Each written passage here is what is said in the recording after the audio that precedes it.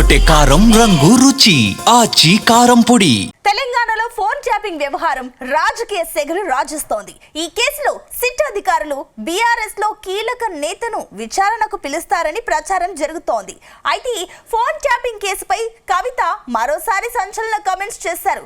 గుంపు మేస్త్రి గుంటనక్క కలిసి ఎందుకు ఈ డ్రామాలంటూ సెటర్లు వేస్తున్నారు. కవిత అంటున్నట్టు నిజంగానే హరీష్ రావు రేవంత్ రెడ్డి కలిసిపోయారా? కవిత ఆరోపణల్లో వాస్తవం ఉందా? Let's watch this story.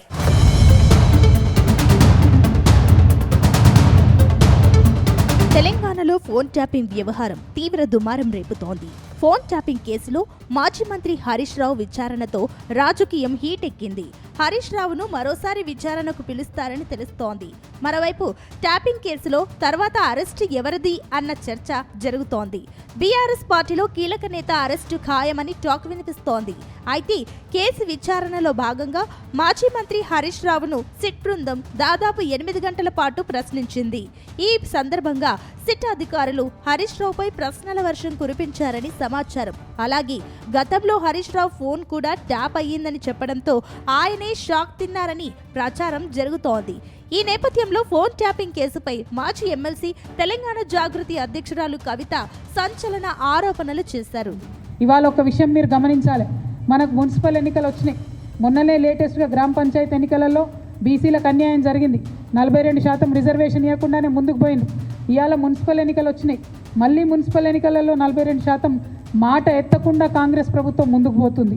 ఆ ముందుకు పోయేటటువంటి సందర్భంలోనే మరి బీసీలు ఎక్కడ తెలుసుకుంటారో, మరి సంస్థలు, చాలా సంస్థలు, వ్యక్తులు ఎక్కడైతే గలమెత్తుతారో అనేటటువంటి ఆలోచన రాగానే ఏం చేస్తారు? గుంపు మేస్త్రి గారు గుంటనక్క గారిని ట్యాపింగ్ కేసులో పిలుస్తారు. గుంపు మేస్త్రి గుంటనక్క ఇద్దరు కలిసే ఉన్నారు. మభ్యపెట్టేటటువంటి ప్రయత్నం ఇది తెలంగాణ సమాజాన్ని. రేపు పొద్దున మీరు నోటిఫికేషన్ ఇస్తున్నారు మున్సిపాలిటీస్ కోసం, మా బీసీలంతా ఏకమవుతారు, ఏమైంది మా 42% అడుగుతారని చెప్పి కొత్త డ్రామా మొదలుపెట్టిరు తప్పితే ఇది ప్రజలకు వనికొచ్చేటటువంటిది కాదు. వాళ్ళిద్దరు కూడా కలిసే ఉన్నారు. ప్రస్తుతం ఫోన్ ట్యాపింగ్ వ్యవహారంలో సీఎం రేవంత్ రెడ్డి హరీష్ రావు ఆడుతున్న డ్రామాగా కవిత భావిస్తున్నారు. ఇదే విషయాన్ని ఆమె భిన్నంగా చెబుతున్నారు. గుంపు మేస్త్రి గుంటనక్క కలిసి ఆడుతున్న నాటకంగా తేల్చారు. ఎందుకంటే బీసీ రిజర్వేషన్ల అంశాన్ని పక్కదారి పట్టించడానికి చేస్తున్నారట. ముచ్చర్ల సత్యనారాయణ అనే ఉద్యమకారుని జయంతిని కవిత జాగృతి కార్యాలయంలో నిర్వహించారు. ఈ సందర్భంగా కీలక వ్యాఖ్యలు చేశారు. బీసీ రిజర్వేషన్లను ఇవ్వకుండా ఎగ్గొట్టడానికి, ఆ అంశం చర్చకు రాకుండా ఉండడానికి గుంపు మేస్త్రి గుంటనక్క కలిసి ఈ డ్రామాలు ఆడుతున్నారని ఎద్దేవా చేశారు.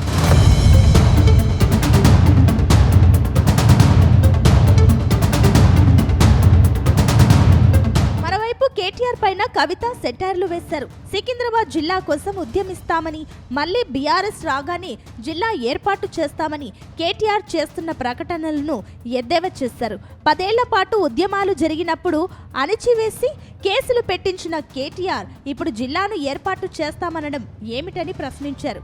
జిల్లాల పునర్విభజన జరిగినప్పుడు సికింద్రాబాద్ను జిల్లాగా చేయడంతో పాటు ప్రొఫెసర్ జయశంకర్ పేరును ఒక జిల్లాకు పెట్టాలని డిమాండ్ చేశారు.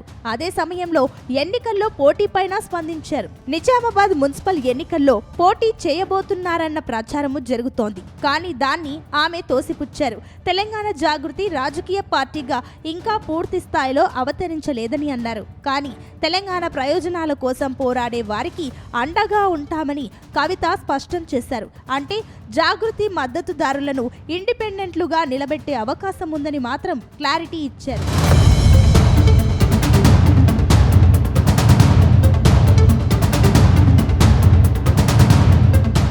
సమయంలో కేటీఆర్ ను ఉద్దేశించి కవిత కీలక వ్యాఖ్యలు చేశారు. గతంలో ఎవరిని కలవని కేటీఆర్ ప్రస్తుతం సర్పంచ్లను కూడా కలుస్తున్నారని గుర్తు చేశారు. అయితే కవిత కామెంట్స్ కు కేటీఆర్ స్ట్రాంగ్ కౌంటర్ ఇచ్చారు. సర్పంచ్లను కలవడం కొత్తేమీ కాదని అంటున్నారు. తెలంగాణ భవన్ కు వచ్చిన అందరినీ గతంలో కలిశాం, ఇప్పుడు కలుస్తామని సెటైర్లు వేశారు. అలాగే సికింద్రాబాద్ అస్తిత్వాన్ని దెబ్బతీశారన్న కవితకు ధీటుగా బదిలిచ్చారు. తామెప్పుడూ సికింద్రాబాద్ అస్తిత్వాన్ని దెబ్బతీసేలా వ్యవహరించలేదని అన్నారు. లేని ఫ్యూచర్ సిటీ తీసుకొచ్చి జంట నగరాల అస్తిత్వం దెబ్బతీస్తున్న రేవంత్ రెడ్డిని అడగాలని కవితకు సవాల్ విసిరారు. మొత్తం మీద బీఆర్ఎస్ నేతలపై కవిత మాటల దాడి ఆగడం లేదు. కవితకు వచ్చిన ప్రతి అవకాశాన్ని కవిత సద్వినియోగం చేసుకుంటున్నారు.